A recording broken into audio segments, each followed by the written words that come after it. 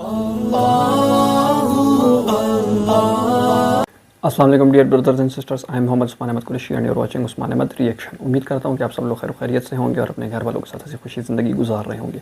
Brothers and sisters, आज की जो हमारी वीडियो इसका टॉपिक है कि वाक़या करबला, जंग करबला, इमाम हुसैन रज़ी अल्लाह अन्हु पार्ट 1। दरअसल ये मुहर्रम के लिहाज से हमने शुरू किया कि हमें वाक़या करबला के बारे में मालूम हो सके, तो ये एक सीरीज़ होगी, मुख्तलिफ़ पार्ट्स में मुश्तमिल होगी। तो मज़ीद टाइम से के बगैर अपनी वीडियो की तरफ बढ़ते हैं, लेकिन उससे पहले अगर आप हमारे चैनल पर नए हैं और आपने अभी तक हमारे चैनल को सब्सक्राइब नहीं किया तो हमारे चैनल को सब्सक्राइब करें और साथ ही मौजूद नोटिफिकेशन बेल को भी ऑन करें ताकि हमारे आने वाली हर नई वीडियो का नोटिफिकेशन आप तक बआसानी पहुँच सके। इसके अलावा अगर आपने हमें हमारे सोशल मीडिया हैंडल्स पर फॉलो नहीं किया तो आप उन पर भी फॉलो करें, लिंक आपको नीचे डिस्क्रिप्शन बॉक्स में मिल जाएगा। तो मज़ीद टाइम से के बगैर अपनी वीडियो की तरफ बढ़ते हैं।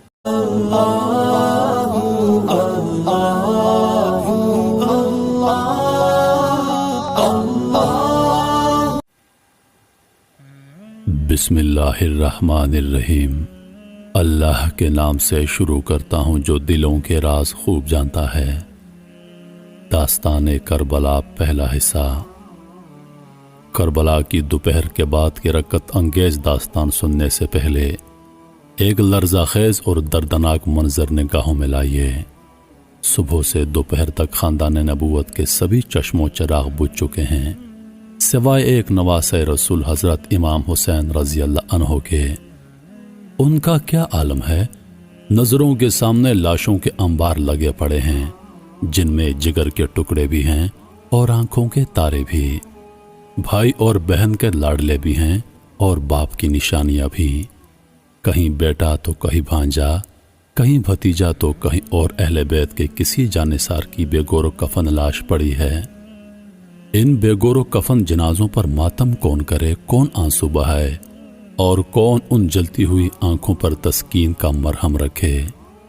दूसरी तरफ एक तन्हा हुसैन और दोनों जहान की उम्मीदों का हुजूम।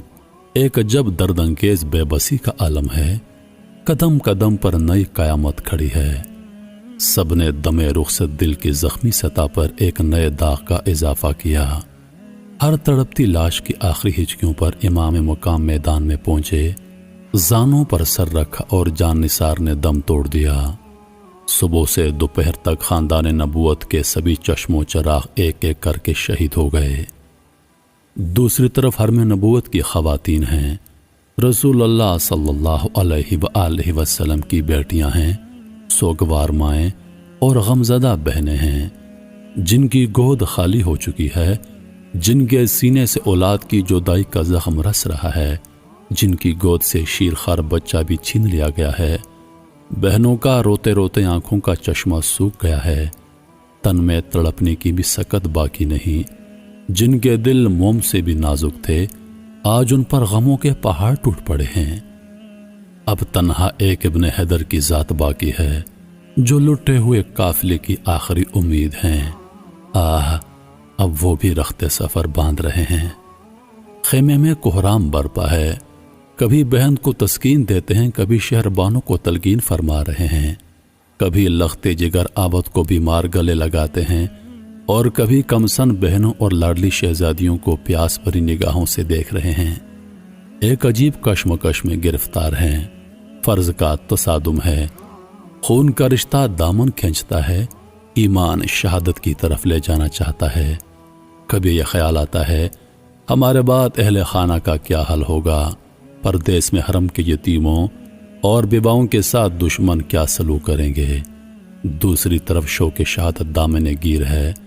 ईमान से मजबूत दिल की आवाज़ चीख चीख कर करबला की तरफ बुला रही है।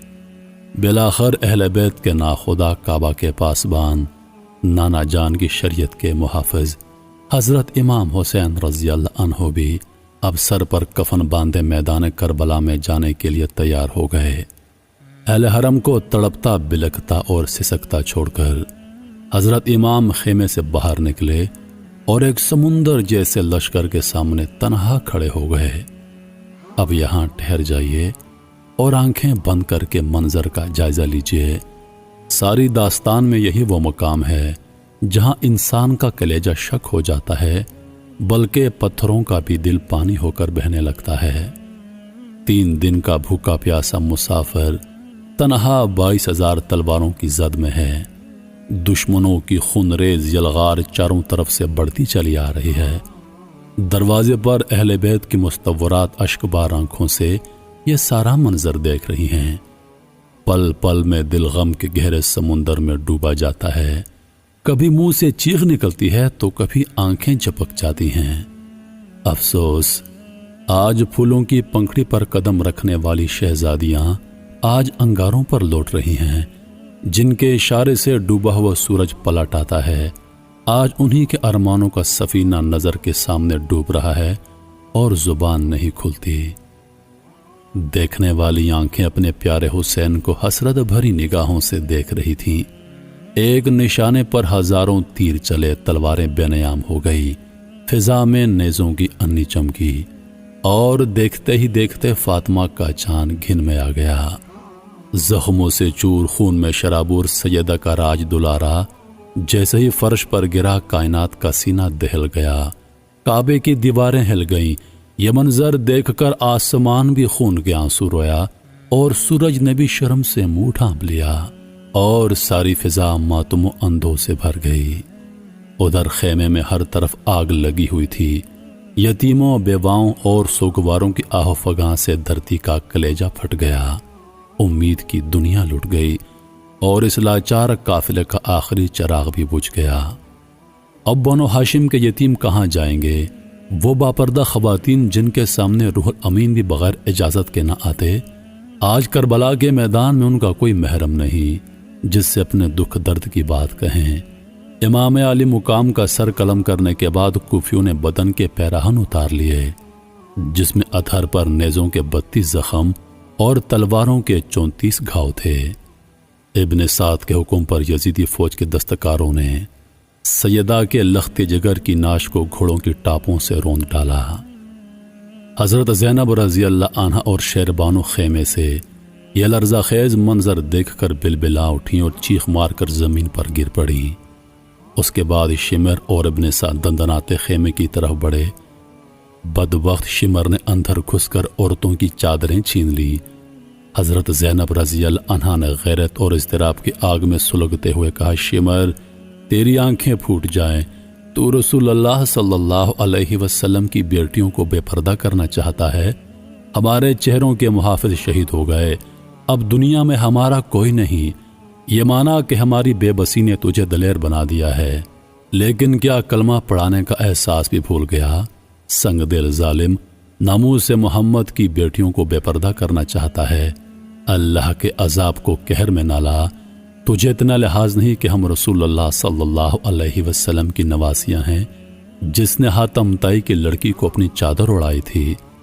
امام زین العابدین لڑکھڑاتے ہوئے بستر سے اٹھ کھڑے ہوئے اور شمر پر تلوار اٹھانا چاہتے تھے کہ بیماری کی نکہت سے لڑکھڑا کر زمین پر گر پڑے۔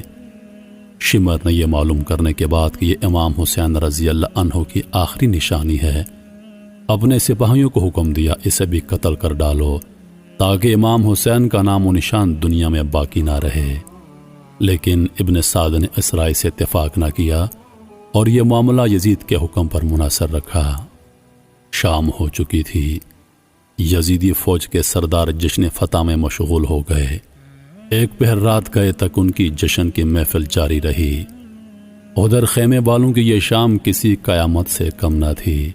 حرم کے پاسبانوں کے گھر میں چراغ بھی نہ جل سکا، ساری فضا سوگ میں ڈوب گئی۔ مقتل میں امام کا کچلا ہوا جسد خاکی بے گور و کفن پڑا تھا۔ رات کی بھیانک تاریکی اور وحشت خیز ماحول میں اہل خیمہ چونک پڑے۔ زندگی کی یہ پہلی سوگوار اور اداس رات حضرت زینب رضی اللہ عنہا اور شیربانوں سے کاٹے نہیں کٹ رہی تھی۔ رات بھر خیموں سے سسکیوں کی آواز آتی رہی، آہوں کا دھواں اٹھتا رہا اور روحوں کے قافلے اترتے رہے۔ آج پہلی رات تھی کہ خدا کا گھر بسانے کے لیے اہل حرم نے سب کچھ لٹا دیا۔ بڑی مشکل سے صبح ہوئی، اجالا پھیلا تو دن چڑھنے پر ابن سعد نے اپنے چند سپاہیوں کے ساتھ ایک اونٹنی لے کر آیا اور اس کی ننگی پیٹھ پر حضرت زینب رضی اللہ عنہا اور شیربانو اور حضرت زین العابدین سوار کرائے گئے۔ پھول کی طرح نرم و نازک ہاتھوں کو رسیوں سے جکڑ دیا گیا۔ حضرت زین العابدین بیمار اپنی ماں اور پھوپھی کے ساتھ اس طرح باندھ دیے گئے کہ جنبش بھی نہ کر سکتے، اور دوسرے اونٹوں پر باقی بچیوں اور خواتین کو اسی طرح رسیوں سے باندھ دیا گیا۔ اہل بیت کا یہ لٹا ہوا قافلہ جس وقت کربلا کے میدان سے رخصت ہوا، اس وقت کا قیامت خیز منظر ناقابل بیان ہے۔ واقعہ کربلا کے ایک عینی شاہد کا بیان ہے کہ جگر گوشہ بطول کا سر مبارک نیزے پر لٹکائے ہوئے اہل بیت کے قافلے کے آگے آگے تھے، پیچھے 72 شہداء کے کٹے ہوئے سر دوسرے سپاہی اپنی نیزوں پر بلند کیے ہوئے جا رہے تھے۔ خاندان رسالت کا یہ قافلہ جب میدان کربلا کے قریب سے گزرا اور وہاں شہدائے حرم کے جنازوں پر نظر پڑتے ہی خواتین اہل بیت بیتاب ہو گئیں، دل کی چوٹ ضبط نہ ہو سکی، آہو دریا سے کربلا کی زمین ہل گئی۔ حضرت زین العابدین بیماری کی وجہ سے غش پہ غش کھا کر گر رہے تھے، اور حضرت شیربانو رضی اللہ عنہ انہیں کسی نہ کسی طرح سنبھالا دے رہی تھی۔ یہ قیامت خیز منظر دیکھ کر پتھروں کی بھی آنکھیں نم ہو گئیں۔ فاطمہ کی لاڈلی بیٹی حضرت زینب رضی اللہ عنہ کا حال سب سے زیادہ رقت انگیز تھا۔ گہرے صدمے میں انہوں نے مدینے کی طرف رخ کر لیا اور دل دہلا دینے والی آواز میں اپنے نانا کو مخاطب کیا، فرمایا، یا محمد، آپ پر آسمان کے فرشتوں کا سلام ہے، دیکھیے آپ کا لاڈلا حسین ریگستان میں پڑا ہے، خاک و خون میں آلودہ ہے، تمام بدن ٹکڑے ٹکڑے ہے، ناش کو گورو کفن بھی میسر نہیں۔ نانا جان، آپ کی تمام اولاد قتل کر دی گئی، ہوا ان پر خاک اڑا رہی ہے، آپ کی بیٹیاں قید ہیں، ہاتھ بندھے ہوئے ہیں، مشقیں کسی ہوئی ہیں، پردیس میں کوئی ان کا یار و آشنا نہیں۔ نانا جان، اپنے یتیموں کی فریاد کو پہنچیے۔ ابن جریر کا بیان ہے، دوست و دشمن کوئی ایسا نہ تھا جو حضرت زینب رضی اللہ عنہ کی اس فریاد پر آبدیدہ نہ ہوا ہو۔ اہل بیت کا یہ قافلہ انہی آہوں اور سسکیوں کے ساتھ کربلا سے رخصت ہو کر کوفے کی طرف روانہ ہو گیا۔ شام ہو چکی تھی۔ ایک پہاڑ کے دامن میں یزیدی فوج کے سرداروں نے پڑاؤ کیا اور اہل بیت اپنی سواریوں سے نیچے اتار لیے گئے۔ چاندنی رات تھی، رسیوں میں جکڑے یہ قیدی رات بھر سسکتے رہے، حتیٰ کہ انہیں نماز تک ادا نہ کرنے دی گئی۔ رات کے پچھلے پہر حضرت زینب رضی اللہ عنہ مناجات میں مصروف تھی کہ ابن سعد قریب آیا اور اس نے طنز کرتے ہوئے دریافت کیا، قیدیوں کا کیا حل ہے؟ کئی بار پوچھنے کے بعد زینب رضی اللہ عنہ نے منہ ڈھانپ کر جواب دیا، خدا کا شکر ہے چمن تاراج ہو گیا، ان کی اولاد قید کر لی گئی، رسیوں سے تمام جسم نیلے پڑ گئے، ایک بیمار جو نیم جاں بحق ہو چکا ہے اس پر بھی تجھ کو ترس نہیں آتا، اور انہیں تو ہماری بے کسی کا تماشا دکھانے اب تو ہمیں ابن زیاد اور یزید کی قربانگاہ میں لے جا رہا ہے۔ اتنا کہتے کہتے وہ پھوٹ پھوٹ کر رونے لگیں۔ حضرت زین العابدین نے پھوپھی کو تسلی دی اور کہا، خون کے قاتلوں سے زور زبردستی کا کیا شکوہ کرنا، پھوپھی جان بس ایک آرزو ہے، ابا جان کا سر میری گود میں کوئی لا کر ڈال دے اور میں اسے اپنے سینے سے لگا لوں۔ ابن سعد نے کہا، گود میں نہیں، تیرے قدموں کی ٹھوکر پر لا کر ڈال سکتا ہوں، اگر راضی ہو تو اقرار کر۔ ظالم نے زخموں پر نمک چھڑکا، پھر حرم کے قیدی تل ملا اٹھے۔ اضطراب میں بجھی ہوئی ایک آواز کان میں پڑی، بدبخت نوجوان جنت کے سردار سے گستاخی کرتا ہے، کیا تجھے معلوم نہیں یہ کٹا ہوا سر اب بھی 2 جہانوں کا مالک ہے؟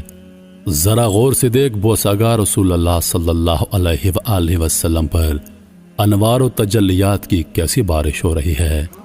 صرف جسم سے رابطہ ٹوٹ گیا ہے، عرش سے رابطہ اب بھی قائم ہے۔ بدبخت، اس آواز پر ہر طرف سناٹا چھا گیا۔ اسی غم کے عالم میں یہ قافلہ کوفہ پہنچا۔ مارے شرم و حیبت کے ابن سعد نے شہر سے باہر جنگل میں قیام کیا۔ رات کے سناٹے میں جب حضرت زینب رضی اللہ عنہ مناجات و دعا میں مصروف تھی، ایک ہلکی سی آواز کان میں آئی، بی بی کیا میں حاضر ہو سکتی ہوں؟ نگاہ اٹھا کر دیکھا تو ایک بڑھیا سر پر چادر ڈالے منہ چھپائے کھڑی ہے۔ اجازت ملنے پر قدموں پر گر پڑی اور دست بدستہ عرض کیا، پیاسے آلے رسول صلی اللہ علیہ وآلہ وسلم کے لیے تھوڑا کھانا اور پانی لے کر حاضر ہوئی ہوں، بی بی میں کوئی غیر نہیں ہوں، ایک مدت تک شہزادی رسول صلی اللہ علیہ وآلہ وسلم سیدہ فاطمہ کی کنیز ہونے کا شرف حاصل ہوا ہے۔ یہ اس زمانے کی بات ہے جب سیدہ کی گود میں ایک ننھی سی بچی تھی جس کا نام زینب تھا۔ حضرت زینب رضی اللہ عنہا نے ابلتے ہوئے جذبات پر قابو پاتے ہوئے جواب دیا، تو نے اس جنگل اور پردیس میں ہم مظلوموں کی مہمان نوازی کی، ہماری دعائیں تیرے ساتھ ہیں، خدا تجھے دارین خوشی عطا فرمائے۔ بڑھیا کو معلوم ہوا کہ یہی زینب ہیں تو چیخ مار کر گلے سے لپٹ گئیں اور اپنی جان بنت رسول صلی اللہ علیہ وسلم کے قدموں پر قربان کر دی، اور اس طرح عشق و اخلاص کی تاریخ میں ایک نئے شہید کا اضافہ ہو گیا۔ دوسرے دن ظہر کے وقت اہل بیت کا یہ لٹا ہوا قافلہ کوفے کی آبادی میں داخل ہو گیا۔ بالکل ناظرین، بڑا ہی درد بھری داستان ہے کربلا کی، جو کہ بیسیکلی جو ہمیں اس سے ایک سبق یہی ملتا ہے کہ ظلم کے خلاف ہمیں ہمیشہ آواز اٹھانی چاہیے، چاہے کچھ بھی ہو، چاہے کچھ بھی ہو، ظالم کا ساتھ ہمیں نہیں دینا چاہیے۔ تو بہت جلد انشاءاللہ اس کے دوسرے پارٹ میں آپ سے ملاقات ہوگی، تو تب تک کے لیے اپنا خیال رکھیے اور اپنی قیمتی رائے کا اظہار کمنٹ سیکشن میں لازمی کریں، اور ویڈیو پسند آئے تو لائک اور شیئر کرنا نہ بھولیں۔ تو بہت جلد انشاءاللہ آپ سے اس کے اگلے پارٹ میں ملاقات ہوگی، تب تک کے لیے السلام علیکم ورحمۃ اللہ وبرکاتہ۔